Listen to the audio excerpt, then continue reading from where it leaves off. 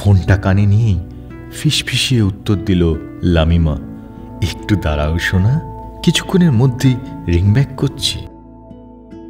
ও ওই হসপিটালের কাজে যোগ দেওয়ার পরেই যেন দম ফেলার সময় পাচ্ছে না। সারাদিন পেশেন্টদের আসা যাওয়া লেগেই রয়েছে এই ছোট্ট হসপিটালে, শহরের একমাত্র অভিজাত হসপিটাল।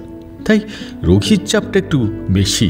একটু যে নিজের বয়ফ্রেন্ডের সঙ্গে দুটো মনের কথা বলবে তার উপায় নেই। তাই সকলের নজর এড়িয়ে লিফটে উঠে 5 নম্বর ফ্লোরে বোতাম টিপল লামিমা। না, ওই ফ্লোরে কেউ একটা সচরাচর আসে না। 5th ফ্লোরের করিডর ছাড়িয়েই মোবাইলের কাঙ্ক্ষিত নাম্বারটি লাগালো। ওপারের কণ্ঠ ভেসে আসতেই শুরু হলো কিছু আমিষ কথাবার্তা। খানিক পরে একটা খড়খড়ে আওয়াজ কানে আসলো লামিমার। না, আওয়াজটা সোজাসুজি করিডর থেকেই আসছে। এ আবার কি? কেউ আসেনি তো আবার? না, লিফটের শব্দ তো হয়নি। তাহলে কিছুটা ভয় আর কিছুটা বিরক্তি নিয়ে শব্দটার দিকে এগিয়ে গেল লামিমা। কিন্তু ওটা কি? ভুল দেখছে না তো চোখে? লিফটের গলিটার দেওয়ালে কে যেন নখ দিয়ে আঁকিবুকি কাটছে। কেমন চুপসানো শরীরটা, দেহে রক্ত নেই বললেই নয়। কিন্তু এখানে এলো কি করে? কখনই বা আসলো ওই মহিলা? আবার সেই অদ্ভুত মহিলা চোখ ফেরাতেই লামিমার হাত থেকে পড়ে গেল ফোনটি। নিজের বুকের শব্দ নিজেই শুনতে পাচ্ছে এখন। তারপর হ্যাঁ, সেই কাহিনী শোনাবো আপনাদের। শুভ সন্ধ্যা বন্ধুরা, আমি অমিত হাজির হয়েছি অডিও টক উইথ অমিতের আরেকটি ভয়ঙ্কর কিন্তু সত্যি কাহিনী নিয়ে। ঘটনাটা ঘটেছিল কাশিয়াঙ্গের একটি হসপিটালে।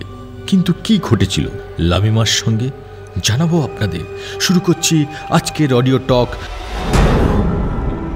মুন্ডুহীনার অভিশাপ, the curse of headless. Flashback.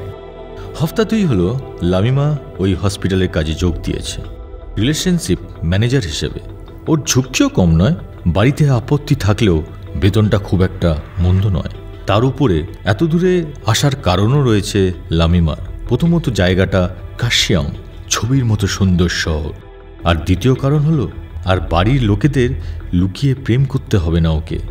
Lamima এমনিতেই একটু স্বাধীন চেতা মেয়ে, তাই নিজের পার্সোনাল বিষয় নিয়ে অত রাগঢাক পছন্দ নয় ওর। পাহাড়ের গায়ে সুন্দর একটি হাসপাতাল। কিন্তু আসার পর থেকেই ও লক্ষ্য করেছে হসপিটালের স্টাফরা খুব একটা 5 তলায় যায় না। যদিও কারণটা কি সেটা ও জানতে চায়নি, বরং কেউ না যাওয়ার জন্যে একদিকে ভালোই হয়েছে। একদিন ভুল করেই লিফটে 5 নম্বর বোতামটা টিপে ওই ফ্লোরে চলে আসে। কিন্তু কিছুই তেমন নেই। দুটো ঘরে রোগীর বেড রাখা, সুন্দর পরিষ্কার পরিচ্ছন্ন। সেই থেকেই মাঝে মাঝে আসে লামিমা একটু একা সময় কাটাতে, সিগারেট ধরিয়ে নিজের বয়ফ্রেন্ডের সঙ্গে খানিক কথা বলে।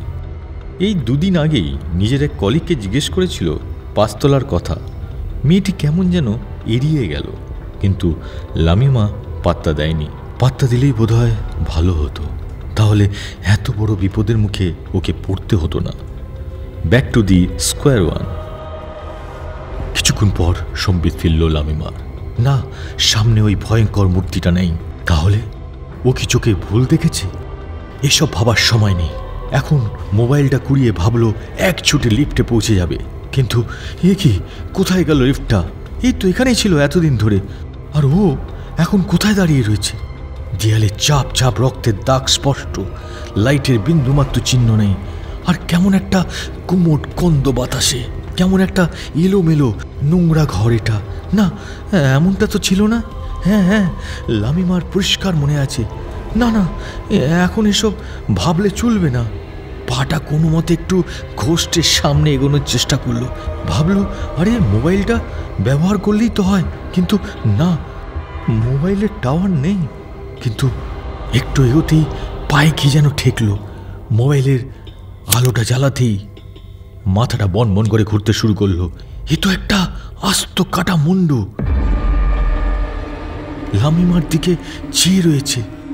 ভয়ে একবার গলা ছেড়ে চিৎকার করার কথা ভাবলো, কিন্তু আওয়াজ বের হলো না। আবার একটা শব্দ, খড়খড়ে। একটা মহিলা দেয়ালে নখ দিয়ে আছড়াচ্ছে। অন্ধকারে ভালো করে দেখা না গেলেও লামিমা বুঝতে পারল দেহটার মাথা নেই। এবার কিছু করার নেই। লামিমার পা চলছে না, শুধু চোখ দুটো সজাগ রয়েছে।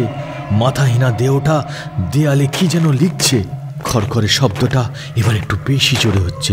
হঠাৎ দেহটা লামিমার দিকে এগিয়ে আসলো। লামিমা আর দেখতে চাইছে না। আস্তে আস্তে ওই ভূতের শরীর কেমন যেন রক্তাক্ত হয়ে উঠছে। শিরাগুলো ফুটে উঠছে দেহে। লামিমার চোখের সামনে টপ টপ করে চুইয়ে পড়ছে রক্ত। ওর মনে হচ্ছে কি যেন রক্ত ছিটিয়ে দিচ্ছে ওর গায়ে। এবার দেহটা আস্তে আস্তে নিজের একটা হাত বাড়িয়ে দিল ওর পড়ে থাকা মুন্ডুটার দিকে। হাতটা মুন্ডুটা শূন্যে তুলে তারপর নিজের গর্দানে ফিট করে নিল। ভয়ঙ্কর সেই দৃশ্য। মুন্ডুটার একটা চোখ, কোঠরে পচা গলা, আর একটা যেন বাইরে বেরিয়ে রয়েছে। মুখে দাঁত দিয়ে কাটা ক্ষত চিহ্ন।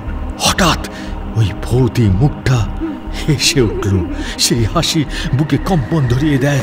তারপর আর কিছু মনে নেই লামিমার। হসপিটালের আইসিইউ রুমে জ্ঞান ফিরল লামিমার। চোখ খুলে শুধু দেখতে পেল ওর মা হাউমাউ করে কাঁদছে। পাশেই ওর বাবা ডক্টরের সঙ্গে কথা বলছেন। লামিমার কোনো অনুভূতি নেই, দিয়ে কোনো সাড় নেই।